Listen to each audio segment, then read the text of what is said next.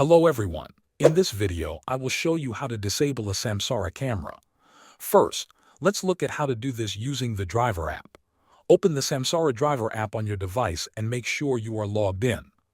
Once you are inside the app, go to the camera or settings section. Here, you will find an option called privacy mode. Tap on it to continue. You will now see two options. The first option is driver privacy mode. This setting disables the inward-facing camera, which means it will not record the driver, but the outward-facing camera may still work. The second option is complete privacy mode. This option disables all camera recording, both inward and outward. Choose the option that fits your needs and confirm your selection.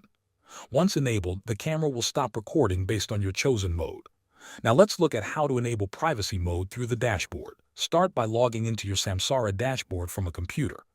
On the left side menu, click on Fleet. Then go to Settings, followed by Devices, and then select Cameras. You will see a list of your connected cameras. Select the camera you want to adjust. Look for the privacy mode setting and turn it on.